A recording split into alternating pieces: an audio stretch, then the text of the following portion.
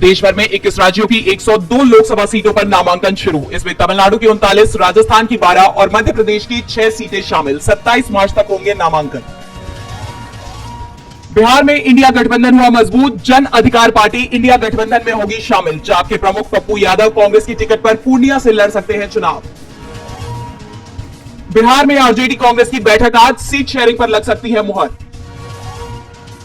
बिहार में गरमाई सियासत, चिराग पासवान का ऐलान, हाजीपुर से खुद लड़ूंगा लोकसभा चुनाव, हर चुनौती के लिए तैयार। पशुपति पारस ने भी हाजीपुर सीट से चुनाव लड़ने का किया है दावा। लोकसभा चुनाव के लिए डीएमके ने जारी की 21 प्रत्याशियों की लिस्ट। पार्टी ने कनिमोझी करुणानिधि, टीआर बालू, दयानिधि मारन और ए राजा को बनाया उम्मीदवार।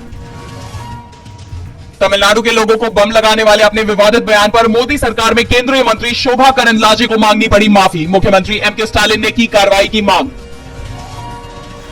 पीएम मोदी के केरल रोड शो पर छिड़ा विवाद। सीपीआईएम नेता एके बालन ने बीजेपी पर ध्रुवीकरण के लगाए आरोप। कहा बीजेपी गलत संदेश दे रही है कि मोदी के करीब खड़ा नहीं हो सकता है मुसलमान। ईडी के समन के खिलाफ हाईकोर्ट पहुंचे दिल्ली के मुख्यमंत्री अरविंद केजरीवाल। कोर्ट ने ईडी से मांगा जवाब। 22 अप्रैल को होगी सुनवाई।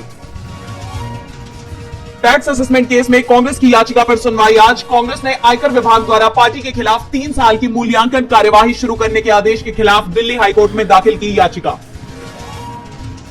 कर्नाटक के पूर्व डिप्टी सीएम ईश्वरप्पा की भाजपा से बगावत। येदियुरप्पा के बेटे के खिलाफ लड़ेंगे चुनाव। ईश्वरप्पा ने येदियुरप्पा पर लगाए परिवारवाद के आरोप। अपने बेटे को टिकट न मिलने से हैं नाराज।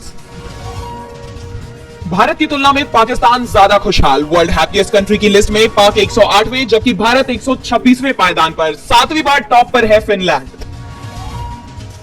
क्लाइमेट चेंज को लेकर यूएन ने जताई चिंता। कहा धरती के वजूद को खतरा, बहुत तेजी से पिघल रहे हैं ग्लेशियर। यूएन रिपोर्ट के मुताबिक 2023 अब तक का सबसे गर्म साल।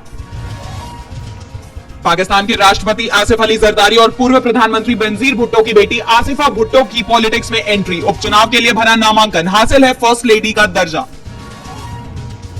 प्रेसिडेंशियल इम्यूनिटी पाकर करप्शन केस से बच गए जरदारी। सरकारी खजाने से डकार गए थे 3.7 अरब रुपए। पार्क लेन रेफरेंस भ्रष्टाचार मामले में मुकदमे से मिली छूट।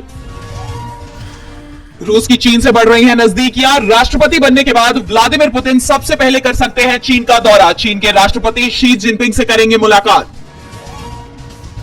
ऑल टाइम हाई पर पहुंची सोने की कीमत, 66,000 के करीब पहुंचा दाम। चांदी 73,859 रुपए किलो हुई। दुनिया को सता रहा मंदी का डर। विवादों के बीच प्योर वेज सर्विस पर जोमेटो का यू टर्न। अब सभी डिलीवरी पार्टनर्स पहनेंगे रेड ड्रेस। पहले शाकाहारी खाना डिलीवर करने वाले पार्टनर्स को दिया था ग्रीन ड्रेस। नए नियम के साथ रोमांचक होगा आईपीएल। अंपायर और गेंदबाजों को मिलेगी राहत। गेंदबाजों के लिए बाउंसर और अंपायर के लिए स्मार्ट रिव्यू सिस्टम नियम होगा लागू। स्वतंत्र वीर सावरकर में पत्नी यमुना बाई की भूमिका में नजर आने वाली टीवी एक्ट्रेस अंकिता लोखंडे का फिल्मों के चुनाव पर बयान। कहा मैं चूहे बिल्ली की दौड़ का हिस्सा नहीं बनना चाहती।